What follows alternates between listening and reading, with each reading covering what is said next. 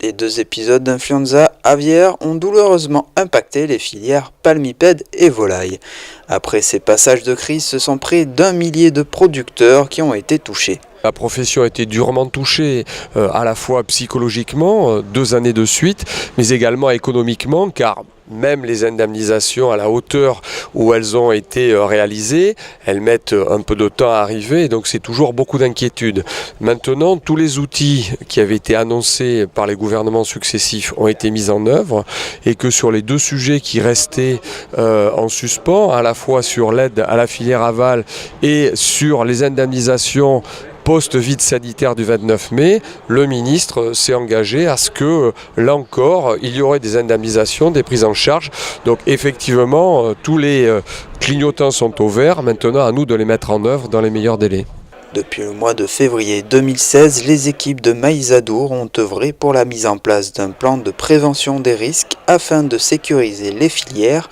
en accord avec les règles édictées par l'État. 3 millions d'euros ont été investis pour sécuriser l'ensemble du dispositif qui déploie 100 mesures couvrant tous les maillons de la filière. Ça fait beaucoup de choses à faire, mais en fait on s'aperçoit que il y a des demandes réglementaires au niveau des pouvoirs publics qui sont reprises dedans, et en fait on ne fait que mettre en place ce qu'on demande pour gérer des flux de production, des flux d'animaux qui rentrent dans un élevage et qui en sortent, et on est obligé de mettre tout ça en place pour arriver à avoir une maîtrise de la biosécurité au niveau de notre filière. C'est obligatoire malheureusement ou heureusement, et quand on a compté, c'est vrai qu'il y en a beaucoup, et au départ on n'avait pas compté, et c'est une fois qu'on a regardé tout ce qu'on avait fait qu'on est tombé sur 100, et en fait c'est même pas 100, parce que 100 ça marche bien, c'est un bon chiffre, mais en fait on est plutôt à 104, 105, on a arrondi à 100 pour faire plus un chiffre rond.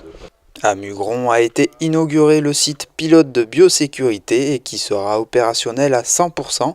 au premier trimestre 2018. La particularité sur ce site, ici à Mugron, c'est d'avoir adapté des moyens de transport, des camions en l'occurrence, en séparant les flottes qui vont transporter les canards de Prétagavé et une autre flotte avec des codes de couleurs différents qui vont transporter les canards gras jusqu'à l'abattoir. Le deuxième sujet a été de faire en sorte qu'il n'y ait pas de plumes ou de fientes de canards qui puissent se trouver dans la nature, et donc tous ces camions ont été équipés de filets et de systèmes de récupération des fientes des canards, plus un système de lavage et de désinfection des châssis et des roues en particulier, pour ne pas qu'il y ait de risque de contamination dans, je dirais, le milieu naturel, les routes en l'occurrence. Le foie gras étant le produit phare des consommateurs lors des périodes estivales, sera, malgré une forte baisse de production, présent pour ces fêtes de fin d'année. Il y aura encore cette année une légère augmentation du prix du foie gras pour les fêtes, mais ça, quelque part, c'est la conséquence de l'augmentation des prix de revient chez les éleveurs dans nos entreprises. Mais je pense que le foie gras sera toujours sur les bonnes tables pour ceux qui prennent la précaution de savoir aller l'acheter assez tôt. Il en manquera un petit peu, mais quelquefois c'est quand il en manque que l'on prend du plaisir.